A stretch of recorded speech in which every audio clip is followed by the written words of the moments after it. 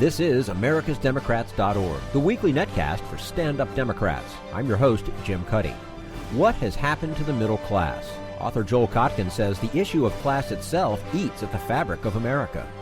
Sociologist Chad Broughton offers a case study of how NAFTA helped destroy middle-class jobs in manufacturing. And Bill Press talks with progressive strategist Brad Woodhouse about 2016. Are you tired of Tea Party Republicans and Rush Limbaugh dominating the airwaves? Do you want the facts you won't get on Fox or even on CNN? Then stay tuned. Our sponsor, 21st Century Democrats, works hard to get everyday Democrats involved in returning our party to its roots and to success at the ballot box.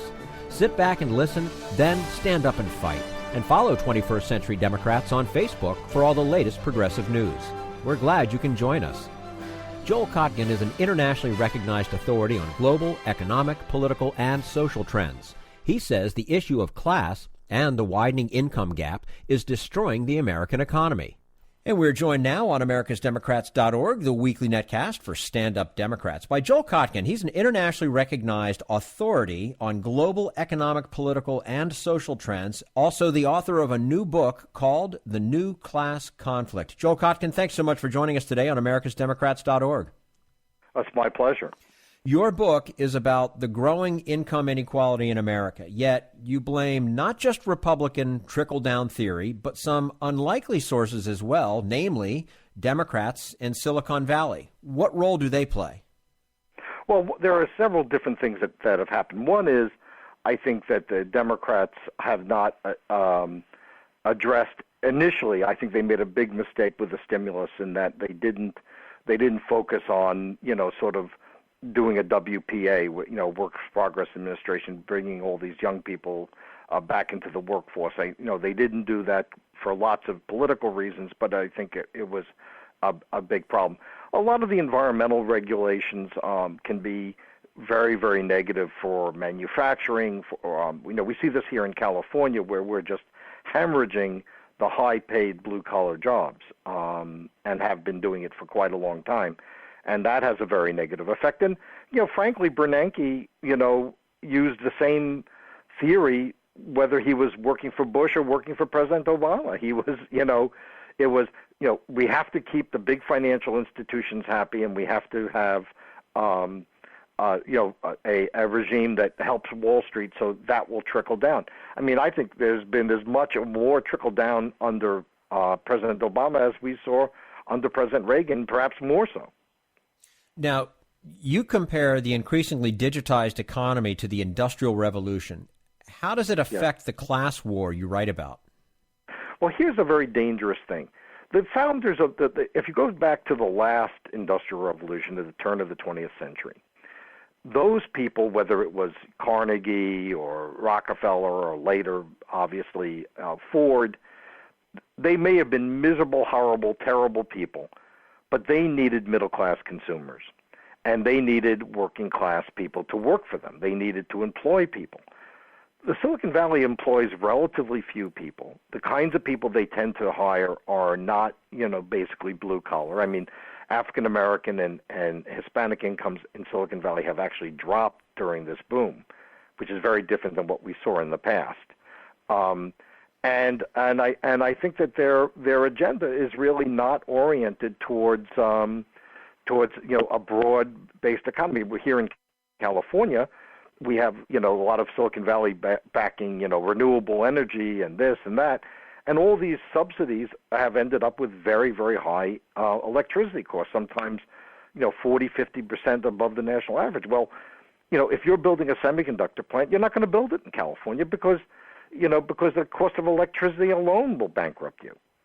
So a lot of the sometimes well-intentioned policies, and I would argue that when we drive industry out of a place like California, which doesn't require the energy usage that, let's say, a plant in Texas would require, we're actually having a negative effect. It's not like, Intel isn't going to build a plant. They're going to build it somewhere. They're just not going to build it in a place where actually the emissions would be lower. That's interesting. Or into China, which is obviously even worse. Right, absolutely.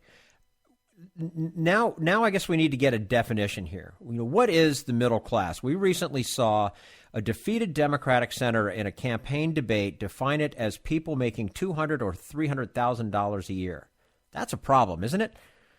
Well, I think it really depends where you are. I think in New York and Los Angeles and San Francisco, it is middle income. I mean, $200,000, $300,000. But when you go through the cost of living, the taxes, particularly the housing prices, a person making $200,000 in New York lives in many ways much worse than somebody who makes $100,000 in Omaha, in terms of their housing, what they can afford, how much disposable income. So it's you really almost have to adjust it by region. Where do you live is probably as much as important in this definition. I try to look at the percentile. And I generally look at people making somewhere between 40 and 80%. But again, if you're of the median income, but again, it's got to be in that region, because the cost of living, particularly the cost of housing, varies so much. That makes it difficult to address the middle class if you're trying to do so as a candidate, I would think, then, because the middle, as you just pointed out, the middle class in New York is not necessarily the middle class in Omaha and vice versa. Right. No, it does make it more difficult, but I think you can talk about really the vast majority. I think that the whole 1% thing even is somewhat overblown. The money has really gone to the 0.01%. I mean, that's where the vast increases in wealth are. The dentist who has a practice in Sherman Oaks and makes, $350,000 a year, he might be officially in the 1%. But he's not, he's a long way from Tom Steyer and Buffett and the Koch brothers. I mean, that's like, comparing, me playing basketball and LeBron James. What are you saying about LeBron James? Oh, no, wait, you're saying that about you. Okay. Yeah, I'm going to put it this way. LeBron James is a lot better than I am. Don't sell yourself short, Joel. We're speaking to Joel Kotkin, author of the new book called The New Class Conflict. Since wealth is really no longer based on manufactured goods, doesn't that mean that only the highest educated Americans can succeed, and doesn't that in itself destroy unions and the middle class? Well, it certainly is. Technology is certainly one of the factors, but there are a lot of opportunities. I spent a great deal of time. Almost all the cities I work in are, sort of working class cities. I don't like I'm not really a big fan of the sort of hip, cool cities. I like it where, does a city do what it's supposed to do, which in my mind is, to create opportunity for people who move there. There are jobs in the energy industry, in the logistics industry, in parts of manufacturing, in the ports, that are very high wage jobs for blue collar workers. And what we have done in America is we've really not emphasized those kind of skills, and so there's actually shortages developing in in the Detroits of the world. They can't replace the skilled workers they have now. I know that I do a lot of work in Houston, and the biggest constraint on home construction in Houston is they can't find the skilled workers, because all the skilled workers are working on the refineries and the petrochemical plants, which are paid better, but there's nobody to build the new houses because they can't even get the skills that they need. So, I think that there are many opportunities, particularly in what you might call that part of the economy that is not globally contested. Home building, certain kinds of quick turnaround manufacturing, logistics. These are fields where there are some possible markets, and there has been some expansion, and I think we ought to build on that. And we have to, understand that not every kid should go to a 4-year college, and that a lot of them would be better off getting a good vocational education. Yeah, more technical skilled schools and that sort of thing. Yes, exactly. And of course the medical field, where they need lots of technicians. Yeah. Now, Silicon Valley, while it may have some predatory capitalists, aren't the tech billionaires actually having a positive role in using their money to solve social problems? Bill Gates comes to mind. Well, I think Bill Gates, his philanthropy came late and has some things that are good, some things are bad. to tell you the truth, I'm enough of an old radical in some senses to be a little discomforted when people like Gates or Bloomberg or the Koch brothers or Steyer have so much influence, not just on campaigns, but on social policy and increasingly on the media. I mean, there's something fundamentally worrisome to me about these, it's almost like, something out of the Middle Ages, like the War of the Roses or something, or in Japan, the dueling daimyo before Tokugawa, where these powerful people do battle with each other, and the rest of us are turned into spectators. Yeah. Now, I don't think that's healthy. I think, as Justice Brandeis pointed out, we can either have great concentrations of wealth, or we can have democracy, but you can't have both. Interesting. Joel Kotkin, we're speaking with Joel Kotkin, author of the new book called The New Class Conflict. And in your book, Joel, you take an old word, clerisy, to describe an educated elite that controls the rest of society. What does the word mean literally, and what do you mean by it? Clerisy really is a play on the clerical class, or what used to be in the France, the First Amendment, the First Estate, which was basically the priesthood. And what we have now is we have a growing power, whether it's in the media or in the upper bureaucracy or in academia, that basically shares a common ideology and wishes to impose it, if you will, on the rest of the country. And this is one of the areas where I think Democrats are in grave danger, because the clerisy is very powerful in the Democratic Party. It's a big part of the Democratic Party. And they're going to push policies, for instance, against single-family homes, for instance, against ways of having reasonably affordable energy that, in the faculty dining room sound great, but in the reality of day-to-day life are not so great. And this distance, I think this distance between a lot of the Democratic elites, if you will, which is largely in the clerisy, and the middle class is huge. And that really is what came out very clearly in the election. Mark Udall trying to run a campaign that I'm sure thrilled people on the Upper West Side and in Malibu, but didn't thrill people in Aurora, Colorado. Yeah. And so there's a lack of, because basically people live in their own world. Just like on the right, many of the conservatives thought, oh well, everybody I know is pro-life and thinks taxes are bad and every kind of tax is bad and and is against gay marriage. But it turned out that that's not really where most of the people were. But if you talk only among your own kind, you kind of lose some sort of perspective on reality. You've created a bubble. Exactly, and I think the Democrats live in a bubble that, and they have, because let's face it, as a Jonathan Chait, who's a very liberal writer, made the point, the media is a vast left-wing conspiracy. What was the last time HBO ran a documentary that wasn't basically very much to the progressive side? When you have 96% of college professors, Ivy League college professors supporting President Obama, that's great on one level for President Obama. On the other hand, it doesn't really tell us a great deal about, a country that's pretty evenly divided politically. Mm-hmm. And so if the influence of the faculty lounge is greater, the political blindness will also be greater. Just as if you were a Republican, let's say like Bush was, and you're surrounded by all these people who have strong proclivities towards, military intervention, well, you don't talk to anyone who has a different point of view, so you make a lot of mistakes. And there is the reason for all of our disconnect. Exactly. Yeah. Exactly. Yeah. The fact that, and I think in a funny way, President Obama's great skill in winning over the academic world and winning over the media has a negative part, which is that I don't think he is as aware of the different points of view that are common throughout the country. I think he was very, very out of touch with where people were at, and and he paid the price.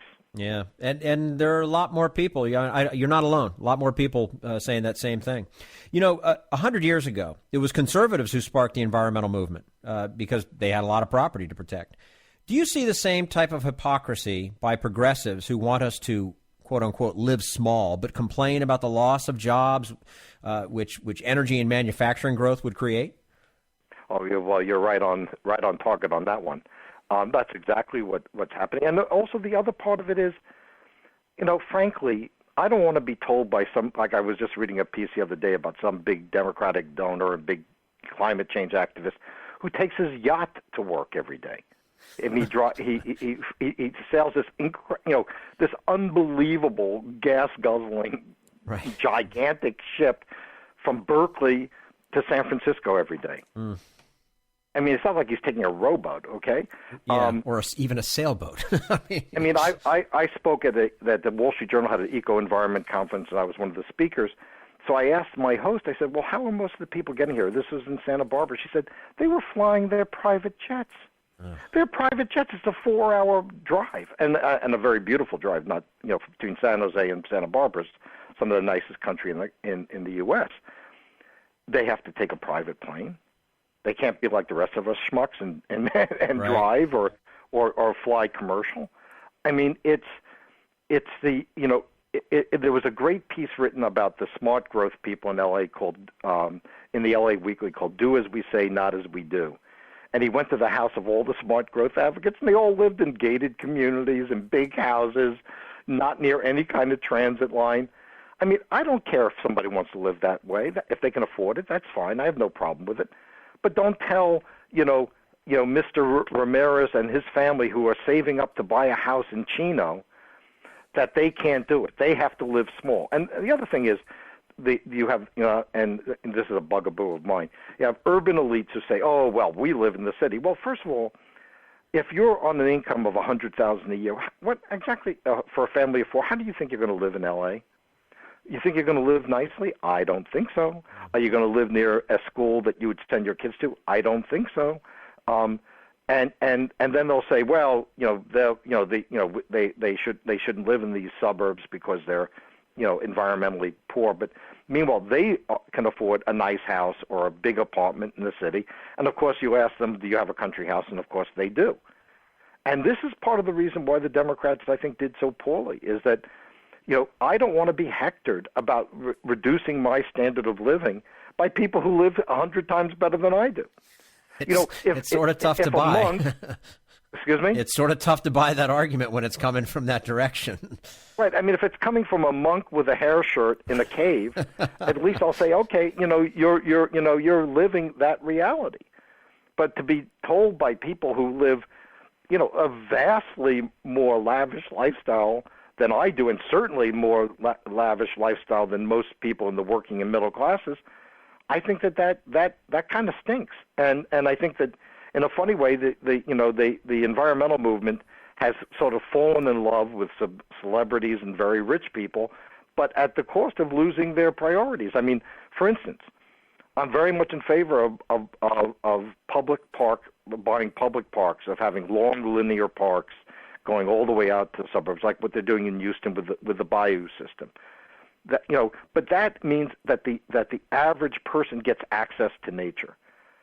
That is something that that is not a priority for the Greens today. They're not interested in, the working class kid ever having a day in the woods. That's just not. That's to me what conservation should be about, and it's no longer about. And the other thing about that monk, he probably would have offered you a glass of port too. That's true, and it probably would have been good. And it would have been good, yeah. Joel Kotkin, he's the author of a new book called The New Class Conflict. Joel Kotkin, internationally recognized authority on global economic, political, and social trends, the author of a new book called The New Class Conflict, joining us today on americasdemocrats.org. Joel, thank you so much for your time. We'd love to have you back again soon. Well, thank you very much. All right, and this is americasdemocrats.org, the weekly netcast for stand-up Democrats.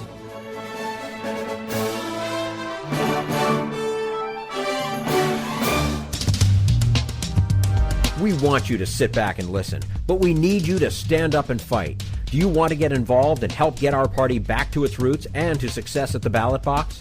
You can make your contribution to Democrats for America's Future and help us keep this show going and to elect Democrats who will stand up for democratic principles.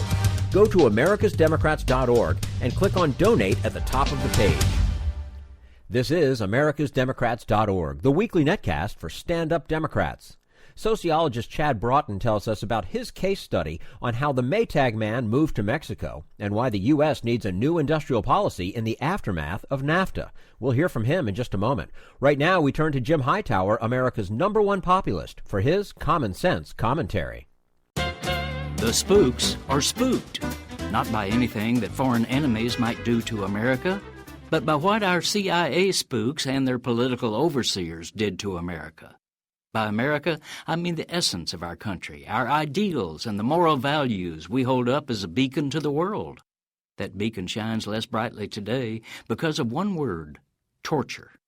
Even as the Bush-Cheney regime was professing that America does not torture, Bush himself authorized secret torture sites. The National Security Council approved the CIA's request to torture prisoners we held, and the Justice Department crafted secret memos to rationalize the torture. Now, the officialdom and spooks of that day are spooked, not because of what they did and then lied about, but because they got caught. The gruesome, nauseating details of their brutal torture of fellow human beings has just been documented in an in-depth investigative report by the Senate Intelligence Committee. So spooked is the whole hierarchy by the shamefulness of this, and so intense is their culture of denial, that even today's officials cannot bring themselves to say the word torture. John Brennan, the current CIA director, dodged the blunt truth of the word by saying, "I will leave it to others how they might want to label those activities." Activities? Do they think they can paper over the depravity of torturing people by calling it an activity? That only heightens the shame of what the hierarchy did in America's name. Brennan then tried to bury the horror by saying he hopes, quote, "we can put aside this debate and move forward." This is Jim Hightower saying, move forward toward what? If today's officials can't even call it what it is and simply move forward without holding anyone accountable for their criminal and immoral acts of torture, then future officials are free to do it again. And you can bet they will. Need an antidote to the progressive blues? Want some good news about how grassroots folks are rebelling against the corporate powers and winning? Well, here's an easy-to-swallow pill for you. The Hightower Lowdown. Hightower's monthly newsletter will give you the lowdown, even as it lifts you up. It's 4 pages a month, jam-packed with facts you can use, actions you can take, and Jim's own Texas humor, all for only $15 a year. To become a lowdowner, go to hightowerlowdown.org. This is americasdemocrats.org, the weekly netcast for stand-up Democrats. How did America lose 1/3 of its manufacturing jobs in just 10 years? Sociologist Chad Broughton uses the move of a huge Maytag plant to Mexico as an example of NAFTA helping to wreck the lower middle class. And we say hello to Chad Broughton, Senior Lecturer in Public Policy Studies and Academic Director of the Chicago Studies Program at the University of Chicago. He is also the author of a book about the deindustrialization of America called Boom, Bust, Exodus, The Rust Belt, the Maquilas, and a Tale of Two Cities. Chad Broughton, thank you so much for joining us today on americasdemocrats.org. Thanks so much for the invitation, Jim. Absolutely. Nice to talk to you. Your book takes a very personal look at the people involved in the move of a productive economic engine, a Maytag plant, from Illinois to Mexico. But it was only a small part of a very large trend. Is that right? Right. We've heard about deindustrialization since the 1970s, right? But it wasn't until the early 2000s that we saw its most devastating losses. In the 2000s, we lost 5.8 million manufacturing jobs, and most of that was before the Great Recession. And that number is just amazing, I think. It's 1/3 of the manufacturing base of this country that we lost, and one of the main reasons why inequality is growing in our country. You know, you hear a lot about the 1% and the 0.1% getting all the gains, and that's true. But what also contributes is this gutting of the lower middle class that happened during the 2000s. That also contributes to growing inequality. And so, you know, of course, when people end up working at Walmart or Lowe's or the dentist's office or whatever, some former Maytag workers did, they make much less. One couple I'm thinking of here is the Cummings family, who, when they worked at Maytag, combined to make about $76,000, and they now earn about half of that at near minimum wage jobs, about $37,000 a year. So when I hear about the erosion of the middle class or growing income inequality, I think about this couple who is, now struggling to raise 2 adoptive children. And so I'm glad you asked this question, because good jobs are so important, not just for, income and security, but as the basis of an equitable, well-functioning society where, everybody feels like they're contributing something and that they're being treated fairly. So when a business like Maytag shifts jobs overseas, we lose not only a productive engine in our economy, but also pathways for people to successfully contribute to society. And ultimately, this book is, asks some fundamental questions about what kind of society we want to live in and who the economy will serve. And in recent years have not been good for those of us who value good jobs, equality, fairness, and so on. Yeah, so it's. I don't think we take that all into consideration. The fact that the company goes away, the people are left behind, and they perhaps don't have other skills where they can just jump into another job, or even if they do, maybe there's not a job there for them to get. Mm-hmm. Yeah, right. From the 50s to the 80s, Americans doubled their income, and each level of income increased at the same rate. But since then, we all know that economic growth began flowing disproportionately to the top. How did it happen? Yeah, that's a tricky question. Right. So, in the 50s, 60s, 70s, the post-war years were great across the board. The rising tide really did lift all boats, as Kennedy said. But there was a dramatic change in our political system in the 1970s. There was what Jacob Hacker and Paul Pearson, in their excellent book, Winner Take All Politics, call an unseen revolution, in which organized business interests like the Business Roundtable, the Chamber of Commerce, the National Association of Manufacturers, along with wealthy conservative activists and well-funded think tanks like the Heritage Foundation, all these sort of political actors grew their influence in Washington. And so the result of that was decades of policies that, beneficial to business, including the rewriting of rules on taxes, financial markets, executive pay, and so on, while policy generally became less generous towards the vast majority of Americans and was harmful to labor. So I'd recommend to anyone interested in this to read this great book, Winner Take All Politics, to kind of look at that evolution in our political system. And they show how the policy-making playing field tilted in favor of business at a time when the United States was entering this rapidly globalizing economy in a way that benefited economic elites and hurt workers. And so the interesting conclusion then is that economic globalization is not the problem per se, but rather how the American political system failed to respond to it. We're speaking with Chad Broughton, the author of Boom Bust Exodus, The Rust Belt, The McKeelus, and A Tale of Two Cities. Chad, you make the case that the end of well-paying jobs and quality products began when corporations started serving their stockholders instead of the customers. Can you explain that a little bit more? Oh, sure. Right. I do make the case in the book that there was a shift in the late 1990s in which the business class and investors began to focus more narrowly on the bottom line and took an increasingly short-term perspective. This was the era of the tech boom and a proliferation of television stations that watched sort of every tick of the stock market, if you'll remember. And a lot of conservative Republicans feel the same way about this change towards short-termism, as it's sometimes called, when the number crunchers took over from the kind of the traditionalists. And they argue themselves that American business lost its way during this time and became less competitive because there was a lot of cutting of corners to make those quarterly numbers. John S. Reed, who is a former chairman of the New York Stock Exchange, himself said that in the 1990s the investors sort of took over. Before that, at companies like Maytag, it had always been about the customer. But there was a cultural shift from a focus on quality products to this sort of obsession with company share prices, and that spelled the end for Maytag, which was this icon of traditional Midwestern capitalism and quality products. Is anybody anywhere in the world making quality products that anyone can be proud of? Oh, yeah, I think so. I'd say two things.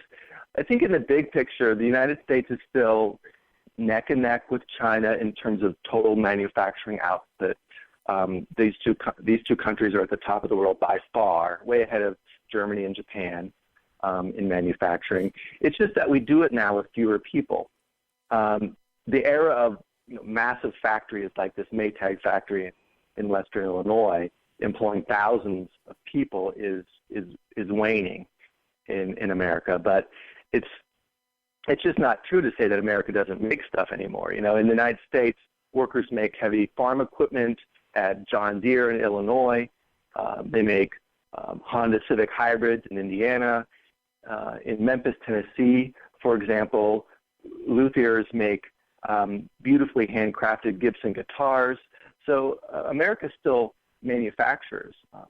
And the second thing I'd say about that is that not just about factories, but about individuals making quality products. In some ways, there's more room than ever to be creative for individual producers today. A lot of people make their own, say, craft beer, or their own handmade jewelry, or build their own furniture in their basement. There are now ways to, share information on the internet and ideas about making stuff and so forth. And what you can make on a computer, for example, from designing your own home to making your own songs, is in some ways, at least for those who can afford the tools and the materials, it's in some ways revolutionizing and democratizing even production in some ways. You mentioned the home brewers and things like that, and there is an industry that is really starting to boom now with these little tiny brew pubs, and they're not producing a whole lot. They're not selling necessarily over state lines, but typically within states. It's a big business in several different parts of this country, and I'll be curious to see if other businesses can do the same. Mm-hmm. Yeah, I think that's what we're seeing now, kind of smaller producers popping up here and there, and it'll be interesting to see where that leads, and how long they can last. If you're only, because there's always that demand. Oh, we want more. We've got to grow. But that's right. Probably a good problem to have. In retrospect, Chad, could unions have done anything to prevent the move of American companies to cheap labor foreign countries? And then perhaps looking ahead, is there any hope for a reversal of the trade flow? Well, I'm not sure about unions, but I think the federal government could have done more to help. Part of the problem is that employers provide retirement and health benefits, whereas in other advanced economies, those responsibilities rest with the government. Therefore, in the United States, there was a stronger incentive for companies to close union shops in order to unload the health care and pension obligations that they had to workers. So single-payer health insurance, for instance, would help make the U.S. more competitive globally, I think. And in terms of reversing the flow of jobs, that has started some. There are many companies that are bringing back jobs to the United States in this trend called reshoring. It's unclear now how big this trend will become, but it is a trend. There are companies like GE and Caterpillar that are bringing jobs back to the United States. And I think the United States needs a forward-looking industrial policy focused on high-tech, advanced manufacturing, like in green energy and other kind of advanced areas like that, to build on for the future and build on this kind of trend of reshoring American jobs. And I could give you an example, actually, of that, a really interesting example in Newton, Illinois, which was where the Maytag corporation was headquartered. There's an old laundry factory there that was closed down a few years ago. Now, in this sort of, I would say, innovative federal, state, and local effort, Newton's becoming a center now for green energy manufacturing. In that former Maytag laundry factory, there's now a company making wind towers. So that's where I think we ought to be headed as a country, and the federal government needs to play an activist role, I think, in helping these industries get off the ground. Are we permanently in a world where the only jobs will be in the service and high-tech industries? Because that doesn't bode well, I would think, for anyone without a higher degree. Yeah, that's a really key point, I think. Those good jobs in Galesburg at the Maytag factory were replaced mostly by lower-paying jobs in the expanding kind of low-pay sector of the healthcare industry, and also in the rural educational system of Western Illinois, and also in retail jobs like at grocery stores and at Walmart or Lowe's or something like that. Excuse me. So the important statistic to know here is that 63% of American workers do not have a college degree. So we're in an economy now in which the majority of American workers are being left behind. So I think we need policies that will help workers at or near the bottom to do useful and meaningful work and be able to provide for their families. Most everyone wants to be useful and valued for the work they do, of course, and also be able to put food on the table. So raising the minimum wage, indexing it to inflation, expanding the earned income tax credit are two policy options to help in all these sort of minimum or near minimum wage job sectors. Another is free and low-cost training for the development of medium skill level jobs like in radiology or HVAC repair or welding and those kinds of medium skill level jobs. Now, before we let you go, how does this flight of American capital and know-how affect the foreign workers it's supposed to help? Yeah, so the book is a tale of two cities. So half of it is about the Mexican side. So I'm glad you asked that. I think a lot of Americans don't realize that a lot of the stuff that we buy is made in the Mexican border cities, from flat screen TVs to paperback books, from vacuum cleaners to women's intimate apparel to respirators. All kinds of stuff is made in this place that I study, Reynosa, Mexico, where there are some 96,000 people working in this huge complex of factories right down there across the border from the southern tip of Texas. So people have come from the Mexican countryside to work in these factories for about $1.50 an hour and generally have to work overtime to make ends meet. The work doesn't pay very well, but at least there's steady work at the border compared to rural areas, which have been really kind of devastated in the last 20 or 30 years since NAFTA. So I've studied these workers in these border factories, and they go through this massive change when they move from a rural economy to the U.S.-Mexico border. They face a completely different life in these highly disciplined modern factories, but also in these highly chaotic, booming Mexican border cities. So, all in all, it's a mixed bag for the Mexican factory workers in Reynosa, I'd say. Many of them find it difficult and choose, life difficult at the border, and so they choose to risk it and move across the border into the United States, of course. When the American people were sold NAFTA, we were told that it would reduce immigration, by then President Bill Clinton and also the Mexican president, Carlos Salinas. They both said the same thing. But it did the exact opposite. It displaced millions of impoverished rural Mexicans and pushed them north to the border cities and beyond into the United States. And so now we have 6 million undocumented migrants in the U.S. and an immigration crisis. And NAFTA is partly to blame for that. Time for us to start rethinking NAFTA, it looks like. Yeah. Yeah. I'd say. Yeah. Chad Broughton, Senior Lecturer in Public Policy Studies and Academic Director of the Chicago Studies Program at the University of Chicago. And his book, Boom, Bust, Exodus, The Rust Belt, the Maquilas, and A Tale of Two Cities. Chad, thank you so much for your time with us today on americasdemocrats.org. Look to have you back here sometime soon. Great. Thank you so much for having me, Jim. All right. Thank you, Chad. And this is americasdemocrats.org, the weekly netcast for stand-up Democrats.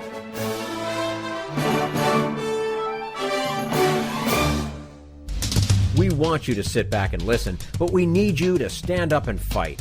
Help get our party back to its roots and to success at the ballot box. Make your contribution to Democrats for America's Future to keep this show on the air and help elect stand-up Democrats. Go to americasdemocrats.org and click on Donate at the top of the page. This is americasdemocrats.org, the weekly netcast for stand-up Democrats. And now, Bill Press and his guest, political strategist Brad Woodhouse. And we welcome our good friend from American Bridge, Brad Woodhouse, back, who has an exciting... Are you going to see that here? Yeah, absolutely. Exciting new book. You got a copy coming your way. Out. 2016 Scouting Report. When you walked in with this, I thought this had to do with, like, Major Leagues. Right.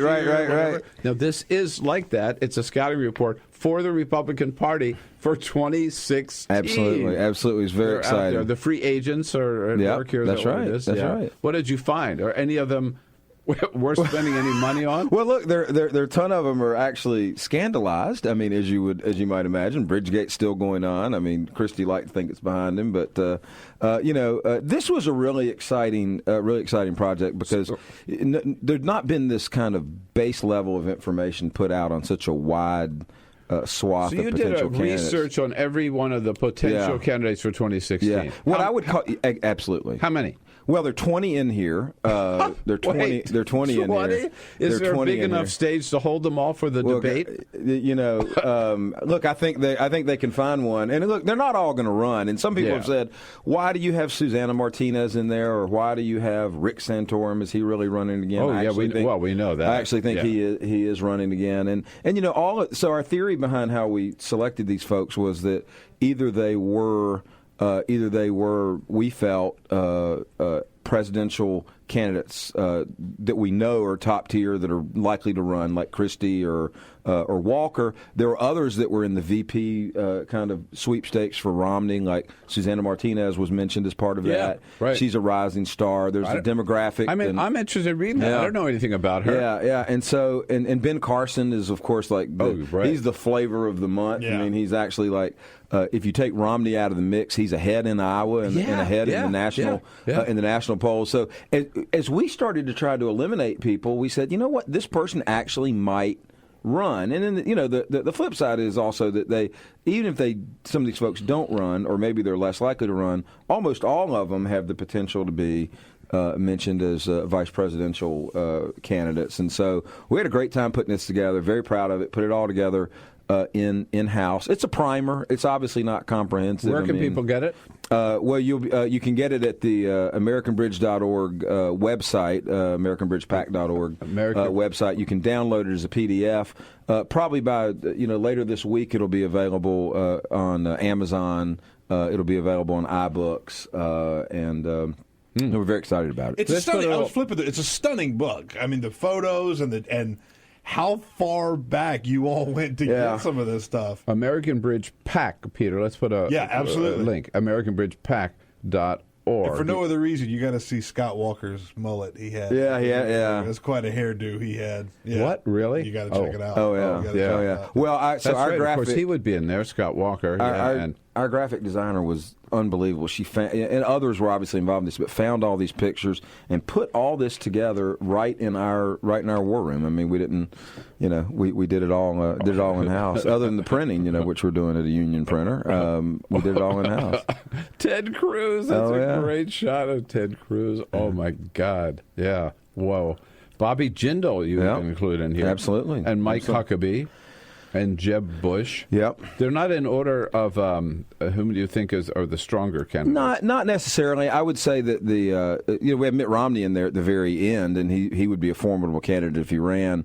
I would say most of what you would consider the top tier candidates are closer to the front, but we didn't do it alphabetical. We didn't try to rank them according to polls, but it was very exciting. One thing we learned is that they really have chaos on their side, and I'm not going to sit here and say it's the weakest field I've ever seen for Republicans, but it's a chaotic field with a lot of potential for a lot of drama, which I think stands to be a lot Are you kidding? I am so looking forward to this. It's not only that they're just kind of goofy candidates, but they're candidates who will just go scorched earth. Well, I mean, Ted Cruz will just burn. You think about how close Scott Walker and Chris Christie were to burning each other down at the end of this last election. Walker was really upset that the RGA wasn't spending more money in Wisconsin. He kind of went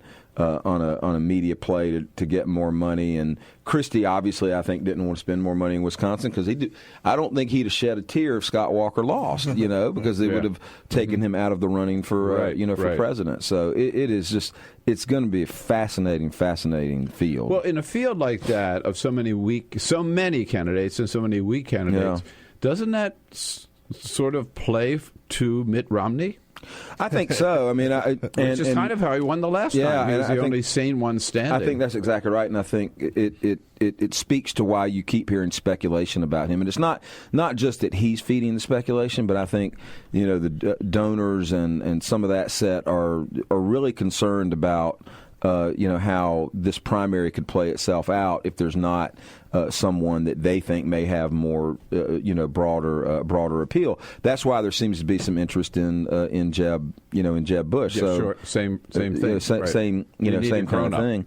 Yeah, and whether either of them could get through a primary, again. I mean, look, Romney proved that he would do whatever it took. I mean, he eviscerated Newt Gingrich when he suggested that we should allow people who have been here for a long time to maybe not be deported in terms of immigrants. I mean, so Romney proved that he would do anything. I'm not convinced, and Jeb Bush has actually said this, that he will do anything to win a primary. So he may not be, even though he may be the choice of some of the establishment, he may not have a path to victory. But we'll see. There was a story this week that some of the the billionaire donors from the Koch brothers and Foster Freeze and Sheldon Adelson are saying maybe we all ought to get together behind one guy this year rather than, the last time Foster Freeze had Rick Santorum and Sheldon Adelson had Newt Gingrich and others had Romney, the owner of the Jets in New York, whoever he is. Woody Johnson, Woody Johnson had Romney. And so they all said, and so they were competing against each other. Right.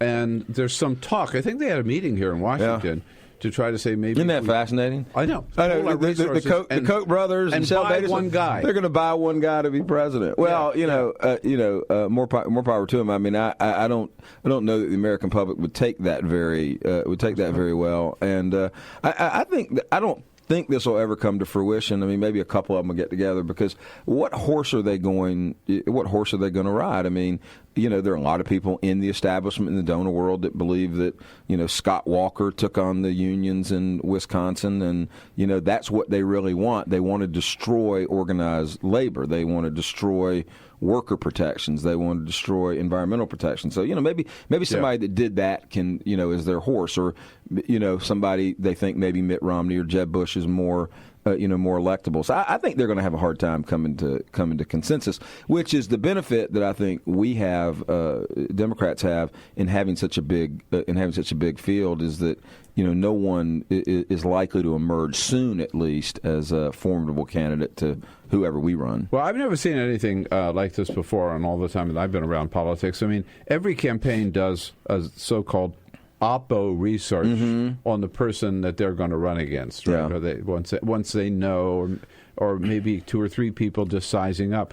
But you have looked at the whole field. We have looked at the whole field, and we are looking at the whole field. And so this is obviously not, we did, as Paul Begala likes to say, we did 950 pages on Bridge did 950 pages on Mitt Romney's business record in 2011 and 2012. So this is not that. Yeah. But we are doing research on all these people. We're actually in the field tracking all of these people. There's a great New York Times story recently about Jeb Bush's kind of machinations and thinking about running for president. And he had been at an event in Vanderbilt, and he looked up, and there was an American Bridge tracker filming his interactions, and he started to complain about it. And so, look, man, I'll tell you what, if you're going to complain about that 700 days from the election, this ain't for you, man.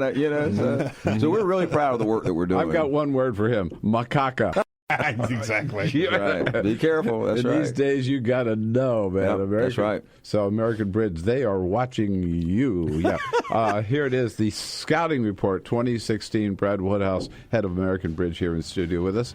Brad, there are some repeat performers here. Some people never say die. Mike Huckabee? Yeah. Really? Yeah, I mean, it sounds like it. It's an interesting story on... Will this be the second or third time? Well, second. I mean, he flirted with the idea in 2012.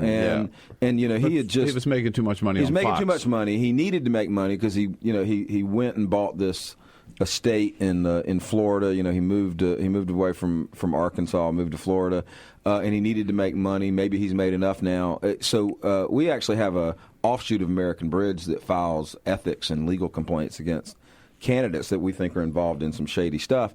He actually has set up a 501c4 where he is raising money and totally stocked it with all of his former political operatives, and they're planning a run for president, and it's completely illegal. I mean, you can't have the taxpayers basically subsidizing your plans to run for higher office. So, but he's gone that far to he just took an overseas trip with a bunch of early state religious leaders, political leaders. I mean, all these people came from Iowa, New Hampshire, South Carolina, and so. I think all indications are that he is seriously considering this. I think more seriously considering that than last time, and I think it must put a little bit of the fear of God in some of these other candidates, because Huckabee did win Iowa, and you can't. There's no other candidate can actually concede Iowa, and there's no guarantee that just because he won it in 2008 that he would win it. They would win it again, but the thought of spending all that time in Iowa against somebody who won it one time before must be a frustrating thought for some of these other potential candidates. And I believe it's front page of Washington Post today, a big story about Rick Perry reinventing himself. Yeah. And oops. I mean, and clearly looking at getting back in. Yeah, I really can't imagine a scenario. I mean, I guess I could, but I can't imagine a scenario in my mind where he doesn't run. He's literally changed his look. He's had all types of people down to Texas to talk policy, to talk politics, to talk strategy for a run for president. He's no longer going to be governor, so it's kind of like this or decide whatever corporate board he's going to serve on. So there's a certain swagger and almost charm to Perry that I think plays well in Texas, but when you put it on a national stage, it doesn't look so good. I just don't. As we saw the last time. Well, the thing that hurt him the worst last time was he just wasn't prepared. Not even close. He wasn't. He wasn't. Look, and I know all the the stories that came out afterwards about he'd had back surgery, medication, and so maybe he'll be sharper this time. But it will be fascinating. I mean, he like Gingrich in that primary had a little more moderate stance on immigration. I'm not sure that he is going to maintain that moderate stance on immigration. We'll see. He's spoken out against the president's executive action. Now, I don't think he has joined the lawsuit yet that others have, and so it'll be interesting to see. I think he'll run again, though. In the Senate, you've got at least three: Rand Paul, and Ted Cruz, and Marco Rubio. Yeah, absolutely. Portman, I guess, has taken himself out. Portman, right? I think, has taken himself out of not out of the VP speculation, probably, but out of the presidential. And that's an interesting field. I mean, Rubio, of course, Rand Paul is holds himself out as a kind of quasi-libertarian, but he really does hold kind of traditionally conservative views on stuff like the economy and being against the minimum wage and kind of having the Koch brothers agenda on the economy. He pays some lip service to reaching out to minority groups, but then he had said previously that he doesn't believe we need a Civil Rights Act. So he's interesting. Cruz, of course, is bombastic, but I think actually smart. I think Cruz I think is looking where to push the buttons to give him an in into this race where he can make a move, possibly in Iowa with the Tea Partiers and maybe with some on the religious right. And then Rubio, of course. I mean, who knows? I mean, he's been all over the map. I mean, he was really strong on immigration reform, and then when that bit him with the Tea Party, he kind of reversed course. I don't get a real sense of what he's not the rising star that people thought he was. I don't really get a sense of what the narrative is around him. He's a senator. Yeah. So what? Great. There are 100 of them. And poor Paul Ryan. Yeah. Nobody's talking about him. Yeah. Well, he's in our book. I see he's in the book. He's in our book. The vice presidential candidate the last time. And seriously, almost every show when they list all the possibilities, his name never comes up. Well, he's interesting. He's a nerd. Yeah. He well, and he is. He You're not wrong. He didn't admit it. No, he's boring. I think he's in our book. He certainly hadn't taken himself completely out. No. I think it would take a really strong recruiting effort. I think that group that you mentioned of donors would have to line up behind him, because I think he really is not as drawn to this as some other folks. He's going to be Ways and Means Committee chair. He's been repeatedly concerned about his health. He doesn't have health problems, but his dad died at a very early age. So. Yeah. All right, so we will have a link up on our website. It's really a fun book, 2016 Scouting Report, American Bridge's Media Guide to the Republican Presidential Bench, as big as it is. AmericanBridgePAC.org, a link on our website. And we thank you, Brad Woodhouse. Absolutely. Merry Christmas. Happy holidays. Happy holidays. Thank y'all so much. That's all for AmericasDemocrats.org. Thank you to all who made today's show possible. Joel Kotkin, Chad Broughton, and the entire Bill Press team. And thank you for listening. If you liked what you heard, please get involved in our efforts to keep this show going and to elect Democrats who are bringing the party back to its roots. Go to AmericasDemocrats.org and click on Donate at the top of the page. And be sure to find 21st Century Democrats on Facebook. For AmericasDemocrats.org, I'm your host, Jim Cuddy.